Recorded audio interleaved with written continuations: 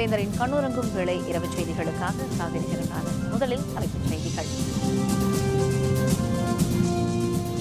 சென்னையில் அம்மா அழைப்பு மையம் முதல்வர் ஜெயலலிதா தொடக்கி வைத்தார்.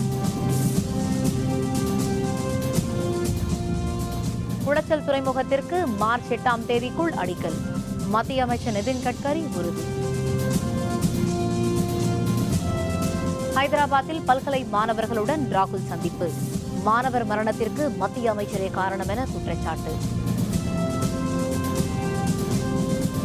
திருச்சி அருகே நவலூர் குட்டப்பட்டில் ஜல்லிக்கட்டு. ஆயிரக்கணக்கான மக்கள் உற்சாகத்துடன் திரண்டனர். மக்கள் தங்களது குறைகளை உடனுக்குடன் தமிழக அரசுக்கு தெரிவிக்கும் வகையிலான புதிய கட்டணமில்லா தொலைபேசி திட்டமான அம்மா அழைப்பு மையத்தை முதல்வர் ஜெயலலிதா இன்று தொடக்கி வைத்தார். சென்னை தலைமைச் செயலகத்தில் நடைபெற்ற நிகழ்ச்சியில் இந்த புதிய திட்டத்தை ஜெயலலிதா தொடக்கி வைத்தார். இந்த புதிய திட்டத்தின் மூலம் கட்டணமில்லா தொலைபேசி எண் 1100 மூலம் 24 மணி நேரமும் தொடர்பு கொண்டு தங்களுடைய குறைகளை மக்கள் தெரிவிக்கலாம். நாள்தோறும் 138 ஊழியர்கள் மூலம் 15,000 புகார்களை பெறும் அளவிற்கு இந்த திட்டத்திற்கான கட்டமைப்பு வசதிகள் ஏற்படுத்தப்பட்டுள்ளதாக தெரிவிக்கப்பட்டுள்ளது. இவ்வாறு தெரிவிக்கப்படும் குறைகள் உடனுக்குடன் உரிய துறைகளுக்கு அனுப்பப்பட்டு தீர்வு காணப்பட்டு பதிலளிக்கப்படும் என்றும் அறிவிக்கப்பட்டுள்ளது. கன்னியாகுமரி மாவட்ட மக்களின் கனவு திட்டமான குளச்சல் வணிக துறைமுகத்திற்கு மார்ச் மாதம் 8ஆம் தேதிக்கு முன்னதாக அடிக்கல் நாட்டப்படும் என்று மத்திய சாலை போக்குவரத்து துறை அமைச்சர் நிதின் கட்கரி தெரிவித்தார். குமரி மாவட்டம் மார்த்தாண்டத்தில் இன்று நடைபெற்ற விழாவில் தமிழகத்தில் 2766 கோடி ரூபாய் மதிப்பீட்டிலான 4 புதிய 4 வழி சாலை திட்டங்கள், புதிய மேம்பாலங்கள் ஆகியவற்றிற்கு அடிக்கல் நாட்டி நிதின் கட்கரி பேசினார். மேலும் திருவனந்தபுரம் முதல் கன்னியாகுமரி வரை படகு போக்குவரத்து வரைவு திட்டம் தயாரிக்கப்பட்டு செயல்படுத்தப்படும் என்றும் நிதின் கட்கரி தெரிவித்தார்.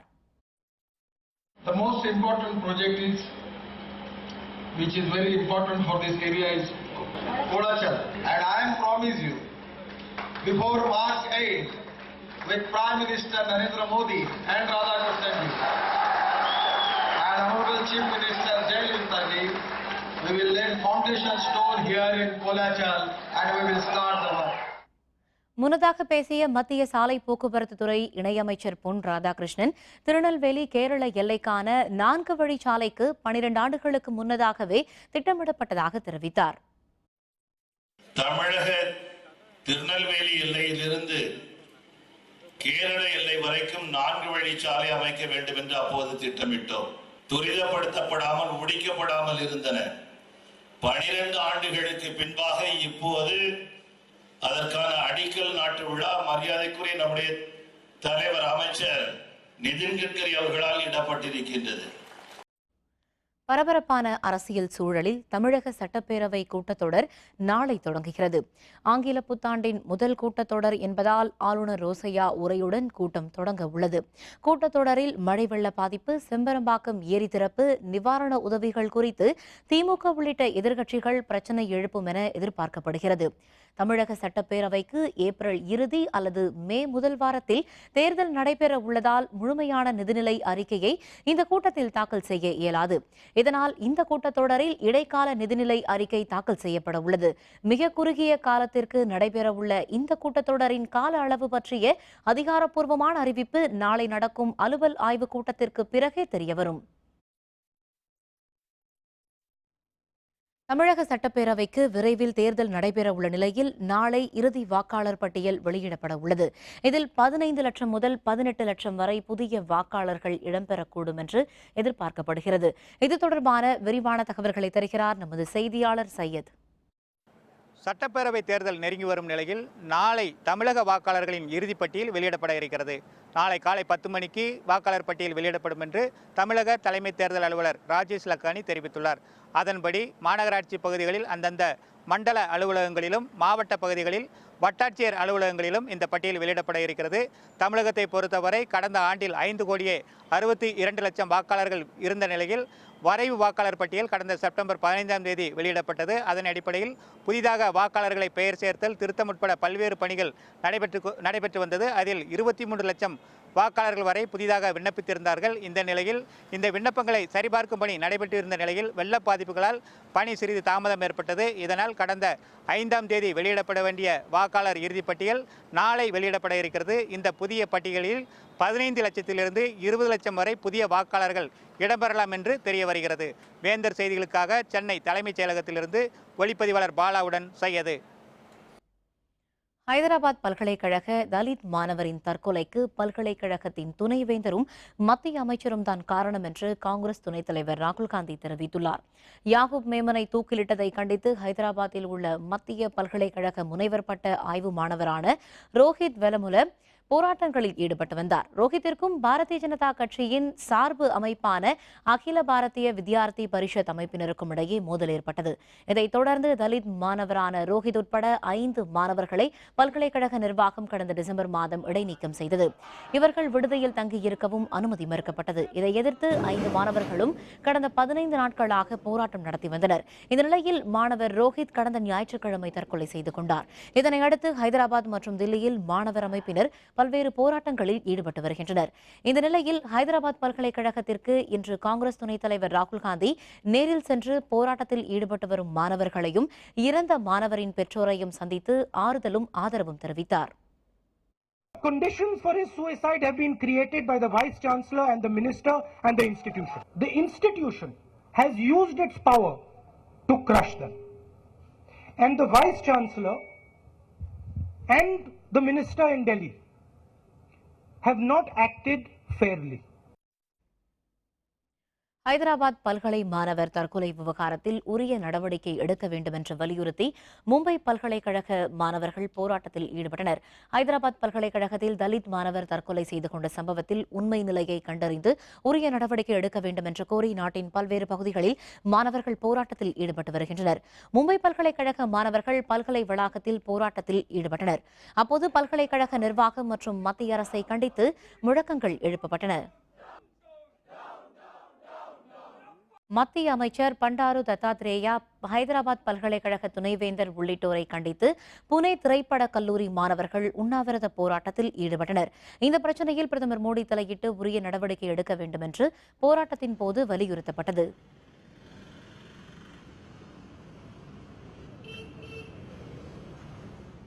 தலித் மாணவரின் தற்கொலைக்கு காரணமான ஹைதராபாத் பல்கலைக்கழக நிர்வாகத்தை கண்டித்து சென்னை ஐஐடி மாணவர்கள் மற்றும் பல்வேறு மாணவர் அமைப்பினர் சாஸ்திரி பவனை முற்றுகையிட்டு போராட்டம் நடத்தினர். போராட்டத்தில் ஈடுபட்ட மாணவர்கள் கைது செய்யப்பட்டு பின்னர் விடுவிக்கப்பட்டனர்.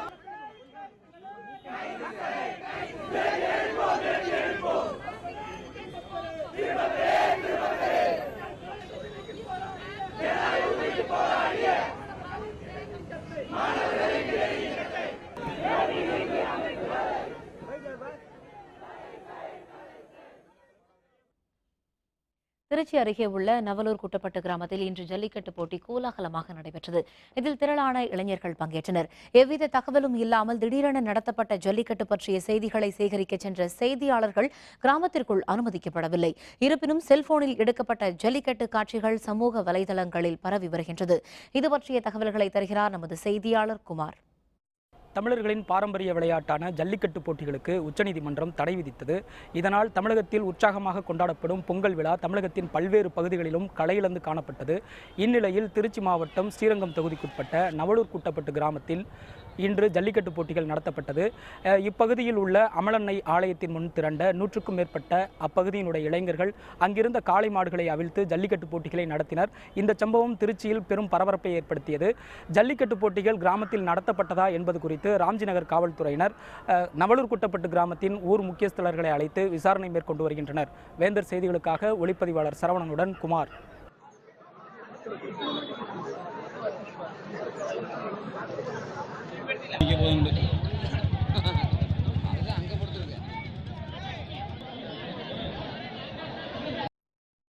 வரும் சட்டப்பேரவை கூட்டத்தொடரின் போது மதுவிலக்கை அமல்படுத்த திமுக வலியுறுத்தும் என கட்சியின் பொருளாளர் மு.க. ஸ்டாலின் தெரிவித்துள்ளார். மதுரைக்கு புறப்படும் முன் சென்னை விமான நிலையத்தில் செய்தியாளர்களுடன் பேசிய அவர் தேர்தல் பிரச்சாரத்தை திமுக ஏற்கனவே தொடங்கிவிட்டதாக கூறினார்.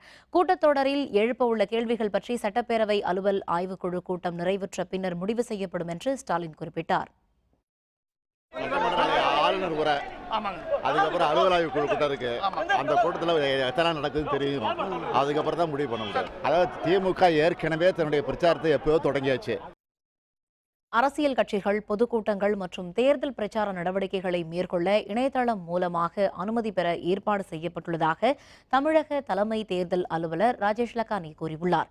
மதுரையில் இன்று மதுரை, சிவகங்கை, திண்டுக்கல், ராமநாதபுரம், விருதுநகர், திருநெல்வேலி, தூத்துக்குடி உள்ளிட்ட 8 மாவட்ட ஆட்சியர்கள் மற்றும் காவல் கண்காணிப்பாளர்களுடன் ராஜேஷ் லக்கானி ஆலோசனை மேற்கொண்டார். இதில் சட்டப்பேரவை தேர்தல் முன்னேற்பாட்டு பணிகள் குறித்து விவாதிக்கப்பட்டது. கூட்டத்திற்கு பின்னர் செய்தியாளர்களுடன் பேசிய ராஜேஷ் லக்கானி, அனைத்து கல்லூரிகளிலும் மாணவ மாணவியர்கள் வாக்காளர் பட்டியலில் சேர்க்கப்பட்டுள்ளனரா என்று ஆய்வு செய்ய மாவட்ட ஆட்சியர்களுக்கு உத்தரவிடப்பட்டுள்ளதாக தெரிவித்தார். ஆன்லைனோட என்ன முக்கியமான அட்வான்டேஜ் என்னன்னா, அதை ஒரு தடவை பதிவு பண்ணிட்டா அது அப்ளிகேஷன் அப்படி தான் இருக்கும், லாஸ் ஆகாது. நம்ம உடனே சப்போஸ் பின்னாடி கம்ப்ளைண்ட் வந்தாலும் எடுத்து பார்க்குறதுக்கு வசதியாக இருக்கும். அண்ட் நம்ம ட்ரேஸ் பண்ணலாம், எப்போ அப்ளை பண்ணீங்க, எங்கே போச்சு, எப்படி ஆக்ஷன் எடுத்திருக்காங்க. அது லாஸ் ஆகிறதுக்கு வாய்ப்பு இல்லை. ஒரு பதிவு பண்ணி உங்களுக்கு அக்னாலேஜ்மெண்ட் வரும், SMS வரும். அதை வச்சுட்டு நம்ம என்ன நடவடிக்கை எடுத்திருக்காங்க அவங்க மனு மேலே தெரியறதுக்கு வாய்ப்பு இருக்குது. கடல்சார் ஆராய்ச்சிக்காக IRNSS-1 என்ற செயற்கைக்கோளுடன் PSLV 31 ராக்கெட்டை நாளை விண்ணில் செலுத்துவதற்கான பணிகள் முனைப்புடன் நடைபெற்று வருவதாக இஸ்ரோ தலைவர் கிரண்குமார் தெரிவித்துள்ளார். சென்னை விமான நிலையத்தில் செய்தியாளர்களுடன் பேசிய அவர், கடல்சார் ஆராய்ச்சிக்காக 7 செயற்கைக்கோள்களை விண்ணில் செலுத்த முடிவெடுத்துள்ளதாகவும், இதன்படி 4 செயற்கைக்கோள்கள் ஏற்கனவே விண்ணில் செலுத்தப்பட்டுள்ளதாகவும் கூறினார். நாளை 5வதாக IRNSS-1 என்ற செயற்கைக்கோளுடன் PSLV 31 ராக்கெட் மூலம் விண்ணில் செலுத்தும் பணிகள் தீவிரமாக நடைபெற்று வருவதாக கூறிய கிரண்குமார், இன்றைய செயற்கைக்கோள்கள் மார்ச் அல்லது ஏப்ரல் மாதத்தில் விண்ணில் செலுத்தப்படும் என்றும் குறிப்பிட்டார். மேலும் மனிதர்களை விண்ணுக்கு அனுப்பவும் திட்டம் தொடர்பாக மத்திய அரசு பரிசீலித்து வருவதாகவும் அவர் தெரிவித்தார். IRNSS countdown has started yesterday morning and countdown is going on smoothly and we expect the launch at 9:31 tomorrow morning. This is a constellation of 7 satellites, so 3 more we have to complete. Tomorrow we are doing the 5th one. And remaining 2 by March and April middle we will complete. தமிழக முதல்வர் ஜெயலலிதா மீதான சொத்து குவிப்பு வழக்கின் மேல்முறையீட்டு மனு தொடர்பான விசாரணையில் விவாதிக்கப்பட வேண்டிய 16 அம்சங்கள் தொடர்பாக உச்சநீதிமன்றத்தில் கர்நாடக அரசு பதில் மனு தாக்கல் செய்துள்ளது. சொத்து குவித்த வழக்கில் ஜெயலலிதா உள்ளிட்ட 4 பேர் விடுதலை செய்யப்பட்டதை எதிர்த்து கர்நாடக அரசும் திமுக பொதுச் செயலர் அன்பழகனும் மேல்முறையீடு செய்திருந்தனர். இந்த மனுவை விசாரித்த உச்சநீதிமன்றம் அது தொடர்பாக கவனத்தில் கொள்ள வேண்டிய அம்சங்களை பதில் மனுவாக தாக்கல் செய்யும்படி உத்தரவிட்டிருந்தது. இதையடுத்து கவனத்தில் எடுத்துக்கொள்ள வேண்டிய 16 அம்சங்கள் கொண்ட பதில் மனுவை கர்நாடக அரசு உச்சநீதிமன்றத்தில் தாக்கல் செய்துள்ளது. சென்னை அருகே விஷவாயு தாக்கி 4 பேர் பலி. கழிவுநீர் தொட்டியை சுத்தம் செய்தபோது விபரீதம். விவரம் விளம்பர இடைவேளைக்கு பிறகு.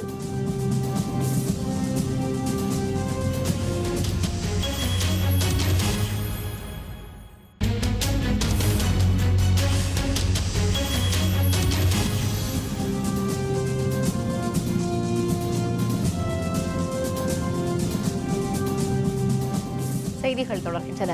விழுப்புரம் மாவட்டம் வீடூர் அணையில் இருந்து பாசனத்திற்காக நாளை முதல் தண்ணீர் திறக்க முதல்வர் ஜெயலலிதா உத்தரவிட்டுள்ளார். இது தொடர்பாக அவர் அறிக்கை ஒன்றை வெளியிட்டுள்ளார்.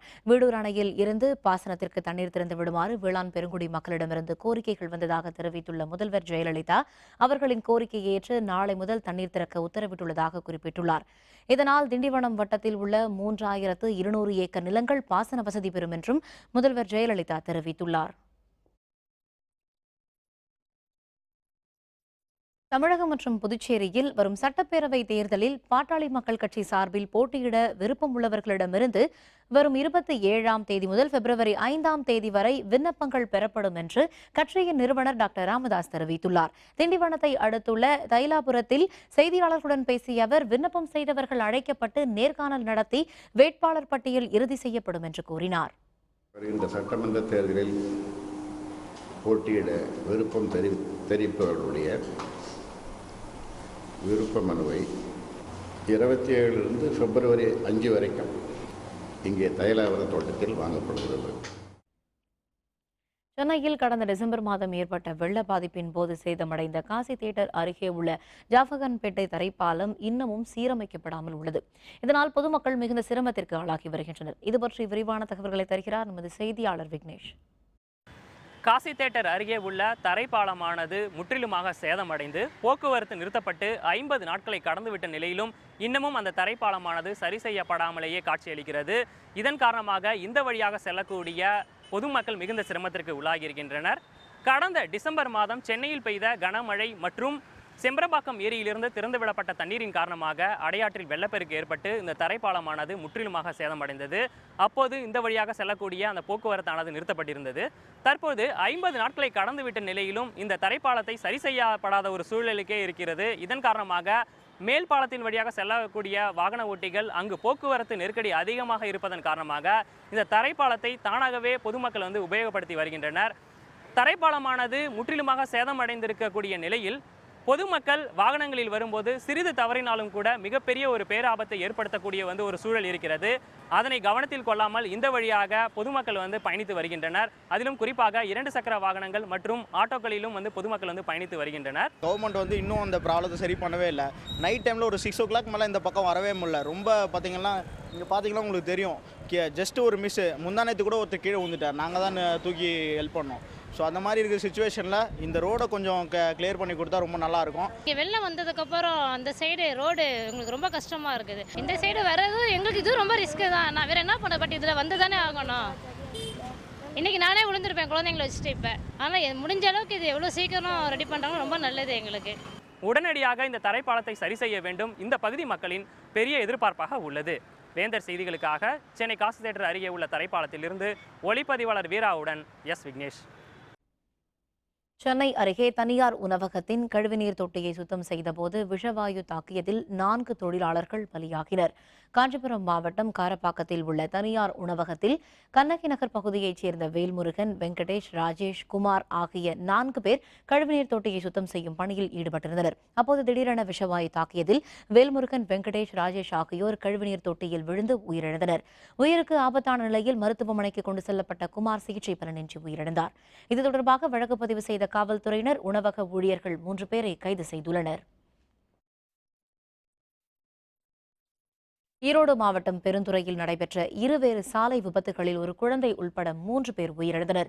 பெருந்துறையை அடுத்த வாய்ப்பாடியைச் சேர்ந்த கதிர்ராஜ் என்பவர் இன்று தனது மனைவி மற்றும் 2 வயது குழந்தையுடன் இருசக்கர வாகனத்தில் சென்று கொண்டிருந்த போது பின்னால் வந்த லாரி மோதியது. இதில் கதிர்ராஜின் மனைவியும் குழந்தையும் உயிரிழந்தனர். இதேபோன்று பெருந்துறையைச் சேர்ந்த மணி என்பவர் இருசக்கர வாகனத்தில் சென்றபோது எதிரே வந்த கார் மோதி உயிரிழந்தார். பெருந்துறையில் ஒரே நாளில் நடைபெற்ற விபத்து மற்றும் உயிரிழப்புகள் சோகத்தை ஏற்படுத்தியுள்ளது. பெண்களை இழிவுபடுத்தும் விதமாக பாடல் பாடிய வழக்கில் நடிகர் சிம்பு, இசையமைப்பாளர் அனிருத் ஆகியோர் மார்ச் 21ஆம் தேதி நேரில் ஆஜராக வேண்டும் என கோயம்புத்தூர் குற்றவியல் நீதிமன்றம் உத்தரவிட்டுள்ளது. பெண்களை இழிவுபடுத்தி பாடல் பாடிய நடிகர் சிம்பு மற்றும் இசையமைப்பாளர் அனிருத் ஆகியோர் மீது நடவடிக்கை எடுக்க கோரி கொங்குநாடு அருந்ததியர் முன்னேற்ற பேரவையின் சார்பில் கோயம்புத்தூர் 2வது குற்றவியல் நீதிமன்றத்தில் மனு தாக்கல் செய்யப்பட்டிருந்தது. இன்று அந்த மனுவை விசாரித்த குற்றவியல் நீதிமன்ற நீதிபதி ராஜ்குமார், சிம்பு, அனிருத் ஆகியோர் மார்ச் 21ஆம் தேதி நேரில் ஆஜராக வேண்டும் என்று சம்மன் அனுப்பி உத்தரவிட்டனர். சிம்பு, அனிருத் ஆகியோர்கள் வெளியிட்ட ஆபாசமான பாடல் குறித்து அருவருத்தக்க பாடல் என்றும் அப்புகாரில் குறிப்பிட்டிருந்தார். அப்புகார் இன்று விசாரணைக்கு வந்தது. வழக்கை விசாரித்த மேஜிஸ்ட்ரேட் அவர்கள் 21/3/2016 தேதியன்று சிம்பு, அனிருத் ஆகியோர்கள் நேரில் நீதிமன்றத்தில் ஆஜராக வேண்டும் என்பதற்காக சம்மன் அனுப்ப உத்தரவிட்டார். இலங்கை அரசால் விடுதலை செய்யப்பட்ட 106 தமிழக மீனவர்கள் தாயகம் திரும்ப முடியாமல் தவித்து வருவதாக தெரிவித்துள்ளனர். ராமநாதபுரம், நாகப்பட்டினம், புதுக்கோட்டை மாவட்டங்களில் இருந்து கடந்த ஆண்டு நவம்பர், டிசம்பர் மாதங்களில் மீன்பிடிக்க சென்ற 106 மீனவர்களை எல்லை தாண்டி வந்ததாக கூறி இலங்கை கடற்படை கைது செய்தது. அங்கு சிறையில் அடைக்கப்பட்ட மீனவர்களுக்கு 5 முறைக்கு மேல் காவல் நீட்டிப்பு செய்யப்பட்டது. தொடர்ந்து நடத்தப்பட்ட மீனவர்களின் போராட்டம், தமிழக முதல்வரின் கடிதங்கள், மத்திய அரசின் நடவடிக்கையை அடுத்து பொங்கல் திருநாளை முன்னிட்டு சிறையில் அடைக்கப்பட்டிருந்த 106 மீனவர்களை விடுதலை செய்ய இலங்கை அதிபர் மைத்ரிபால சிறிசேன உத்தரவிட்டார். இதையடுத்து 2 கட்டமாக விடுதலை செய்யப்பட்ட 106 தமிழக மீனவர்கள் நேற்று நாடு திரும்புவார்கள் என்று பலத்த எதிர்பார்ப்பு எழுந்தது. இந்த நிலையில் விடுதலை செய்யப்பட்ட 106 மீனவர்களையும் யாழ்ப்பாணத்தில் உள்ள விடுதி ஒன்றில் அடைக்கப்பட்டிருப்பதாகவும் அவர்களிடமிருந்து செல்போன் மற்றும் அடையாள அட்டை ஆகியவற்றை இலங்கை கடற்படையினர் பறிமுதல் செய்துள்ளதாகவும் மீனவர்கள் குற்றம் சாட்டியுள்ளனர். மத்திய, மாநில அரசுகள் உடனடியாக தலையிட்டு தாங்கள் நாடு திரும்ப நடவடிக்கை எடுக்க வேண்டும் என்று விடுதலையான மீனவர்கள் கோரிக்கை விடுத்துள்ளனர். இலங்கையில் உள்ள இந்திய தூதரகத்தின் மூலம் நாங்கள் 2 நாட்கள் முன்பு விடுவிக்கப்பட்டு தூதரக அலுவலகத்தில் இப்போதைக்கு நாங்கள் தங்க வச்சுருக்கோம். இன்னும் தங்க வச்சுருக்காங்க. இன்னும் 2-3 நாளில் எங்களை நாடு திரும்ப அனுப்புகிறோம் அப்படின்னு சொல்லியிருக்காப்புல. எங்களுடைய விசைப்படகு மற்றும் அதன் கருவிகள் எல்லாம் இல்லாமல் போகிறது, எங்கள் சொந்த நாட்டிலே நாங்கள் அகதியாக போகிற மாதிரி தான் எங்களுக்கு தெரியுது. எங்கள் வாழ்வாதாரமான விசைப்படகுகளும் அதில் சேர்ந்த பொருள்களையும் இலங்கை அரசும் இந்திய அரசும் எங்களுக்கு மீண்டும் மீன் பிடிக்க எல்லா சௌகரியமும் செஞ்சு கொடுக்கும்படி தமிழ்நாட்டு முதலமைச்சரை வேண்டுகொள்கிறேன். கச்சத்தீவு அருகே மீன்பிடித்துக் கொண்டிருந்த ராமேஸ்வரம் மீனவர்களின் படகுகளில் இருந்த வலைகளை அறுத்தெறிந்த இலங்கை கடற்படையினர் அவர்களை விரட்டியடித்துள்ளனர். ராமேஸ்வரத்தில் இருந்து நேற்று மாலை 600க்கும் அதிகமான படகுகளில் 2500க்கும் அதிகமான மீனவர்கள் கடலுக்கு மீன்பிடிக்கச் சென்றனர். கச்சத்தீவு பகுதியில் அவர்கள் மீன்பிடித்துக் கொண்டிருந்த போது அங்கு வந்த இலங்கை கடற்படையினர் 20க்கும் அதிகமான படகுகளில் இருந்த வலைகளை அறுத்தெறிந்து மீன்பிடி சாதனங்களையும் சேதப்படுத்தினர். மீனவர்களை தாக்கியதோடு அவர்களையும் இலங்கை கடற்படையினர் விரட்டியடித்துள்ளனர். இதனால் படகொன்றிற்கு 50,000 முதல் 60,000 வரை இழப்பு ஏற்பட்டுள்ளதாக கரை திரும்பிய மீனவர்கள் வேதனை தெரிவித்தனர். இந்த நிலையில் இலங்கை கடற்படையினரால் பறிமுதல் செய்யப்பட்ட படகுகளை விடுவிக்க கோரி நாகப்பட்டினத்தில் வரும் 27ஆம் தேதி உண்ணாவிரத போராட்டம் நடத்தப்போவதாக மீனவர் சங்கத்தினர் தெரிவித்துள்ளனர்.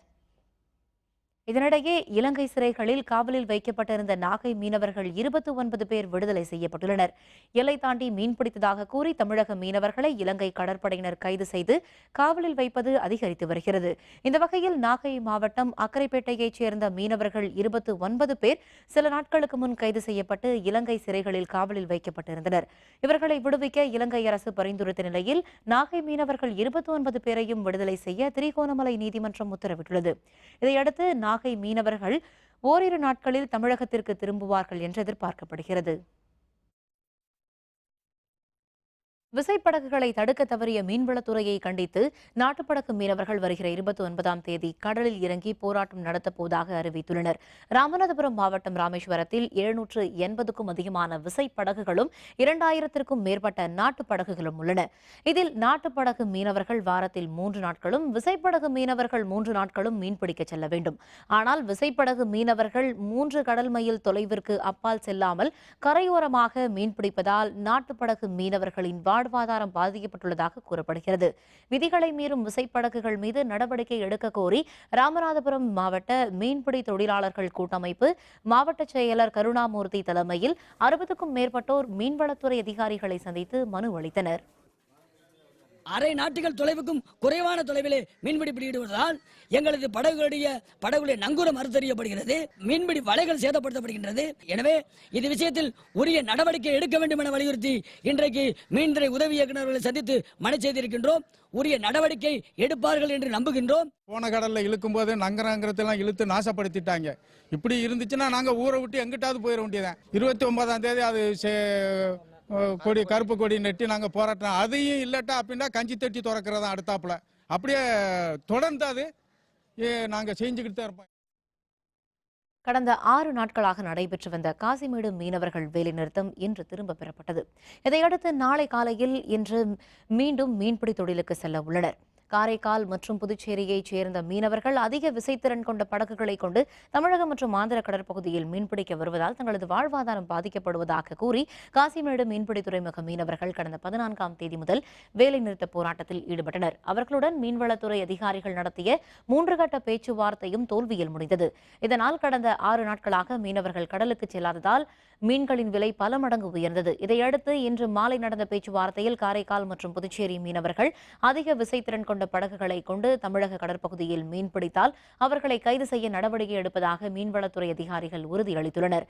காசிமேடு மீனவர்கள் வேலைநிறுத்த போராட்டத்தை வாபஸ் பெறுவதாகவும் நாளை காலை முதல் மீண்டும் கடலுக்கு மீன்பிடிக்க செல்ல இருப்பதாகவும் காசிமேடு மீனவர்கள் சங்கம் அறிவித்துள்ளது. தனியார் சர்க்கரை ஆலைகள் கரும்பு விவசாயிகளுக்கு வழங்க வேண்டிய நிலுவைத் தொகையை உடனே வழங்க வேண்டும் என ஈரோடு மாவட்ட கரும்பு விவசாய சங்கங்கள் வலியுறுத்தியுள்ளன.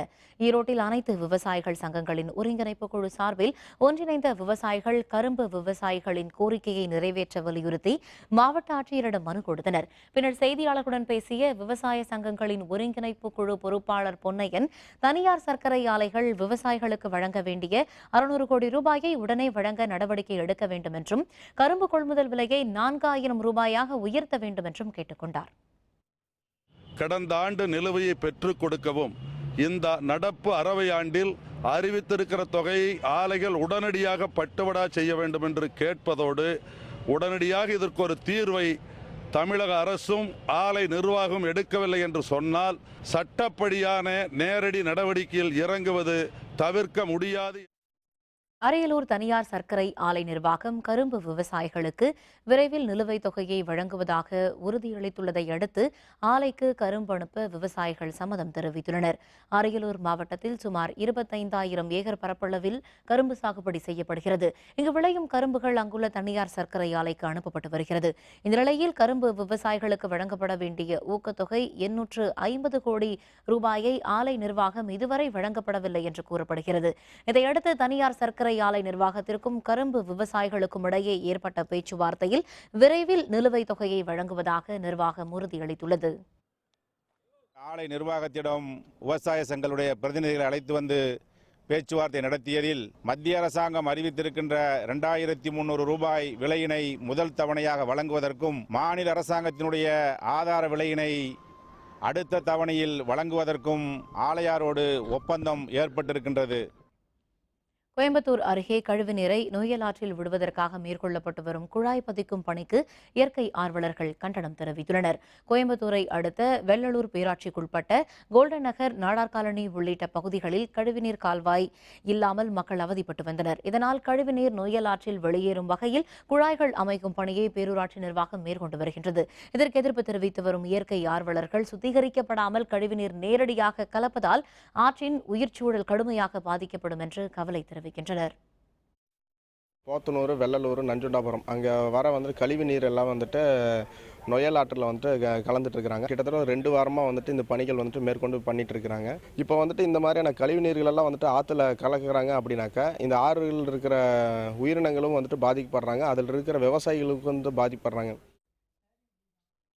பொதுத்துறை நிறுவனங்களில் ஒப்பந்த அடிப்படையில் பணியாற்றும் தொழிலாளர்கள் பற்றிய விவரங்களை ஆன்லைனில் பதிவு செய்யுமாறு மீண்டும் அறிவுறுத்தப்பட்டுள்ளது. சென்னை சாஸ்திரி பவனில் செய்தியாளர்களுடன் பேசிய தொழிலாளர் துணை தலைமை ஆணையர் ஸ்ரீவத்சவா, எல்ஐசி உள்ளிட்ட பொதுத்துறை நிறுவனங்களில் ஒப்பந்த அடிப்படையில் பணியாற்றும் தொழிலாளர்கள் பற்றிய விவரங்களை வரும் பிப்ரவரி 1 தேதிக்குள் ஆன்லைன் மூலம் இணையதளத்தில் பதிவு செய்யலாம் என்று தெரிவித்தார். மேலும் ஒருங்கிணைந்த வருடாந்திர தொழில் தகவல் தாக்கல் என்ற இந்த திட்டம் 2014ஆம் ஆண்டே தொடங்கப்பட்ட போதும் இது பற்றிய போதிய விழிப்புணர்வு ஏற்படவில்லை என்றும் அவர் குறிப்பிட்டார். That the Ministry of Employment has lost an annual return in place of half-yearly annual returns in the prescribed. So there is one single unified annual return is there in place of earlier almost 20 returns to be submitted and by the different employers manually and in the hard copy. Jallikattu தடையை நீக்க வலியுறுத்தி திண்டுக்கல் மாவட்டத்தில் வாக்காளர் அடையாள அட்டை மற்றும் குடும்ப அட்டைகளை ஒப்படைக்கும் போராட்டம் நடைபெற்றது. ஜல்லிக்கட்டுக்கு விதிக்கப்பட்ட இடைக்கால தடையை நீக்க வலியுறுத்தி மதுரை உள்பட தென் மாவட்டங்களில் பல்வேறு தொடர் போராட்டங்கள் நடைபெற்று வருகின்றது. இந்த நிலையில் திண்டுக்கல் மாவட்டம் புகையிலைப்பட்டி மற்றும் பிலமநாயக்கன்பட்டி கிராமங்களைச் சேர்ந்த மக்கள் தங்களது குடும்ப அட்டை, வாக்காளர் அடையாள அட்டைகளை ஒப்படைக்க மாவட்ட ஆட்சியர் அலுவலகம் சென்றனர். ஆனால் அவற்றை பெற்றுக்கொள்ள மாவட்ட நிர்வாகம் மறுத்துவிட்டது. இதனையடுத்து தடையை மீறி ஜல்லிக்கட்டு நடத்த உள்ளதாக கிராம மக்கள் தெரிவித்துள்ளனர். நிச்சயமாக மாவட்ட நிர்வாகம் சார்பாக மத்திய மாநில அரசுக்கு இதை நாங்கள் உங்களுடைய செய்தியை, உங்கள் உணர்வுபூர்வமான அறிக்கையை சமர்ப்பம் என்று அவர்கள் சமாதானம் கூறியதன் அடிப்படையில் நாங்கள் தற்போது இப்போ கலந்து செல்கின்றோம். இல்லை, ரேஷன் கார்டெலாம் ஒப்படைக்க வேண்டியதில்லை. நாங்கள் உங்களுக்கு கண்டிப்பாக பரிந்துரை பண்ணி ஜல்லிக்கட்டு நடத்துக்கு ஏற்பாடு நாங்கள் பண்ணி கொடுத்துட்றோம். அதனால் ரேஷன் கார்டு ஒப்படைக்க வேண்டிய அவசியம் இல்லை அப்படின்னாங்க. அதனால் நாங்கள் ரேஷன் கார்டு, ஓடிடி எல்லாம் திரும்ப கொண்டு வந்துட்டோம். நடக்காத பட்சத்தில் வர்ற பாராளுமன்ற தேர்தல், சட்டமன்ற தேர்தல், உள்ளாட்சி தேர்தல் எல்லாத்தையுமே நாங்கள் தேர்தல் புறக்கணிப்பு பண்ணுறதாக ஜல்லிக்கட்டு நடத்துகிற ஊர் எல்லாமே சேர்ந்து முடிவெடுத்திருக்கோம். திருவள்ளூர் அருகே துணை மின் நிலையத்தை வேறு இடத்திற்கு மாற்றுவதற்கு எதிர்ப்பு தெரிவித்து கடைகளை அடைத்து மக்கள் போராட்டத்தில் ஈடுபட்டனர். கும்மிடிப்பூண்டி அடுத்த இளாவூரில் துணை மின் நிலையம் செயல்பட்டு வந்தது. அப்பகுதியை சுற்றியுள்ள சுண்ணாம்புக்குளம், கொக்குப்பாளையம், பெரியகுப்பம், நாசரபாளையம் உள்ளிட்ட பகுதிகளில் உள்ள மக்கள் மின் கட்டணம் செலுத்துவதற்கும் அருகே உள்ள இளாவூருக்கு சென்று வந்தனர். ஆனால் இங்குள்ள துணை மின் நிலையத்தை தேவம்பட்டு என்ற இடத்திற்கு மாற்றுவதற்கு மின்வாரிய அலுவலகம் முடிவெடுத்திருந்தது. அதற்கு எதிர்ப்பு தெரிவித்து இப்பகுதி மக்கள் சுண்ணாம்புக்குளத்தில் கடைகளை அடைத்து ஆர்ப்பாட்டத்தில் ஈடுபட்டனர். அரசு நடவடிக்கை எடுக்காவிட்டால் மின் கட்டணத்தை செலுத்த மாட்டோம் என்றும் அவர்கள் தெரிவித்தனர். இந்த ஊரில் நிறைய பள்ளி கல்லூரிகள்லாம் இருக்குது. இந்த பள்ளி கல்லூரிகளுக்கு ஏற்கனவே மின் தட்டுப்பாடு இருக்குது. மின்சாரம் இதனால விவசாயிகளும் பெரும் பாதிக்கப்படுறாங்க, பள்ளி மாணவர்களும் பாதிக்கப்படுறாங்க, ஹாஸ்பிட்டலில் கரண்ட் இல்லாதனால நோயாளிகளும் பாதிக்கப்படுறாங்க. அதனால எங்களுக்கு எப்பவும் கரண்ட் எலாவூரில் இருக்கிற மாதிரியே எலாவூர்லேயே இருக்கணும், எங்களுக்கு மாற்றக்கூடாது. புதுச்சேரியில் 25க்கும் மேற்பட்ட கோவில்களில் குடமுழுக்கு நடைபெற இருப்பதால் அங்குள்ள அரசு மற்றும் தனியார் பள்ளி கல்லூரிகளுக்கு நாளை உள்ளூர் விடுமுறை அறிவிக்கப்பட்டுள்ளது. வில்லியனூர், திருகாமேஸ்வரர் கோவில் உள்ளிட்ட 25க்கும் மேற்பட்ட கோவில்களில் ஒரே நேரத்தில் நாளை குடமுழுக்கு விழா நடைபெறுகிறது. இதற்கான ஏற்பாடுகளை கோவில் நிர்வாகத்தினர் செய்து வருகின்றனர். இதுகுறித்து செய்தியாளர்களுடன் பேசிய புதுச்சேரி முதல்வர் என் ரங்கசாமி, குடமுழுக்கு விழாக்களை முன்னிட்டு பள்ளி கல்லூரிகளுடன் கூடுதலாக அரசு அலுவலகங்களுக்கும் நாளை விடுமுறை விடப்படுவதாக அறிவித்தார். 25 திருத்தலங்களுக்கு, புதுச்சேரியில் உள்ள திருத்தலங்களுக்கு குடமுழுக்கு நீராட்டு விழா கும்பாபிஷேகம் நடைபெறுவதால் அரசு பள்ளிகள், தனியார் பள்ளிகள், கல்லூரிகள், தனியார் கல்லூரிகள் மற்றும் அரசு அலுவலகங்கள் நாளை விடுமுறை அறிவித்திருக்கின்றது. கடலூர் பெண்ணையாற்றில் நடந்த ஆற்று திருவிழாவில் சுவாமி சிலைகளுக்கு தீர்த்தவாரி நடைபெற்றது. இந்த ஆண்டு திருவிழா மழை வெள்ளம் பாதிப்பு காரணமாக மக்கள் கூட்டமின்றி களை இழந்து காணப்பட்டது. பொங்கல் விழாவின் 5ஆம் நாளாக ஆறுகளை போற்றும் ஆற்று திருவிழா கடலூர் மாவட்டம் தென்பெண்ணையாற்றில் இன்று நடைபெற்றது. கடலூர், வண்டிப்பாளையம், முதுநகர், பச்சாங்குப்பம், பாதிரிக்குப்பம், மஞ்சக்குப்பம் உள்ளிட்ட 20க்கும் மேற்பட்ட கிராமங்களில் இருந்து கொண்டுவரப்பட்ட சுவாமி சிலைகளுக்கு தென்பெண்ணையாற்றில் தீர்த்தவாரி செய்யப்பட்டது. இதில் கலந்து கொண்ட மக்கள் முன்னோர்களுக்கு தர்ப்பணம் செய்தும் புனித நீராடியும் வழிபட்டனர். ஆற்று திருவிழா நடைபெறும் இடம் சரிவர சுத்தம் செய்யப்படாததாலும் தொடர் மழை பாதிப்பு போன்ற காரணங்களாலும் இந்த விழா களை இழந்து காணப்பட்டது.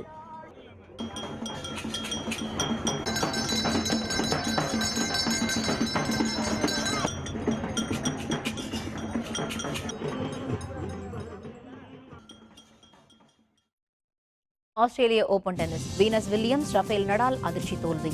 விவரம் விளம்பர இடைவேளைக்கு பிறகு.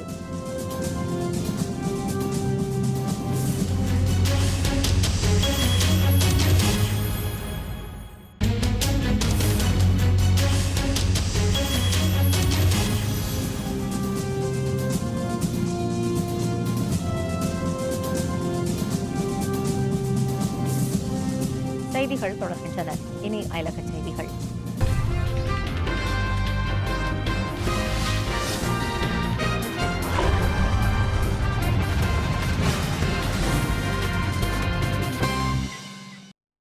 அர்ஜென்டினாவில் பொது அமைதிக்கு குந்தகம் விளைவித்ததாக கைது செய்யப்பட்டுள்ள மிலாக்ரோ சலாவை விடுதலை செய்ய வலியுறுத்தி நடைபெற்ற போராட்டத்தில் பலர் பங்கேற்றனர். அரசுக்கு எதிராக போராடி வரும் சலா மீது மோசடி, பொது அமைதிக்கு குந்தகம் விளைவித்தல் உள்ளிட்ட பிரிவுகளின் கீழ் வழக்கு பதிவு செய்யப்பட்டுள்ளது.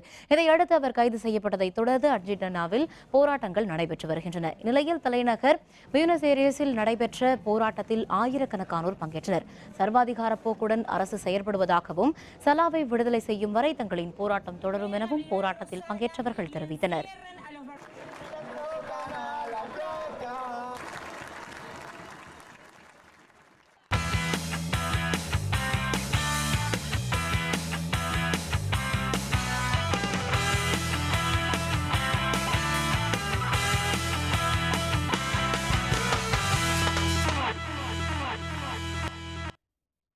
ஆஸ்திரேலிய ஓபன் டென்னிஸ் போட்டியின் மகளிர் ஒற்றையர் பிரிவில் அமெரிக்காவின் வீனஸ் வில்லியம்ஸ் அதிர்ச்சி தோல்வியடைந்தார்.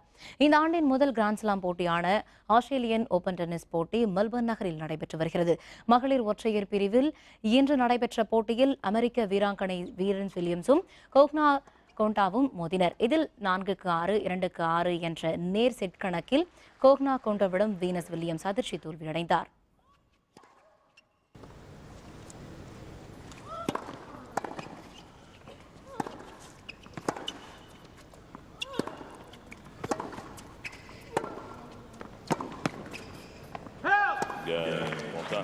Conta makes her intentions clear. She races to a 4-2 lead in the... இதனிடையே ஆஸ்திரேலிய ஓபன் டென்னிஸ் போட்டியின் ஆடவர் ஒற்றையர் பிரிவில் உலகின் முன்னணி வீரரான ரஃபேல் நடால் அதிர்ச்சி தோல்வியடைந்தார். ஆடவர் ஒற்றையர் பிரிவில் இன்று நடைபெற்ற முதல் சுற்றில் ஸ்பெயின் வீரர் ரஃபேல் நடாலும் அதே நாட்டைச் சேர்ந்த பெர்னாண்டோ வெடாஸ்கோவும் மோதினர். 4 மணி நேரம் நடைபெற்ற இந்த போட்டியில் உலகின் முன்னணி வீரரான ரஃபேல் நடாலை 7-6, 4-6, 3-6, 7-6, 6-2 என்ற நேர் செட் கணக்கில் பெர்னாண்டோ வெடாஸ்கோ வீழ்த்தினார்.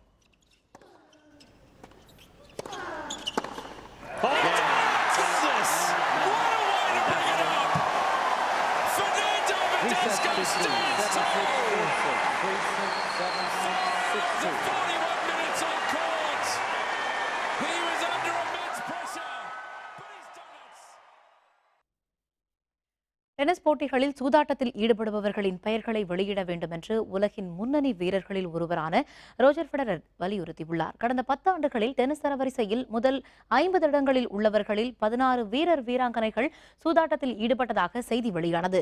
விம்பிள்டன் மற்றும் ஆஸ்திரேலிய ஓபனில் இந்த முறைகேடுகள் நிகழ்ந்ததாக பிரிட்டனைச் சேர்ந்த BBC செய்தி நிறுவனமும் அமெரிக்க இணைய ஊடகம் ஒன்றும் செய்தியை வெளியிட்டன. இது முன்னணி வீரர் வீராங்கனைகளை மட்டுமின்றி பன்னாட்டு டென்னிஸ் ரசிகர்களையும் அதிர்ச்சிக்குள்ளாக்கியது. இதுபோன்ற சூதாட்டங்களை தடுக்க முன்னெச்சரிக்கை நடவடிக்கை மேற்கொள்ள வேண்டும் என்று டென்னிஸ் வீரர் ஆண்டி முர்ரே கேட்டுக் கொண்டார். சூதாட்டத்தில் ஈடுபட்டவர்கள் யார் என்பது குறித்து அவர்களின் பெயர்களை வெளிப்படையாக தெரிவிக்க வேண்டும் என்று ரோஜர் ஃபெடரர் கூறியுள்ளார். Like to hear the name, I would love to hear names, and then at least it's concrete stuff and you can actually debate about it. Was it the player? Was it the support team? Who was it?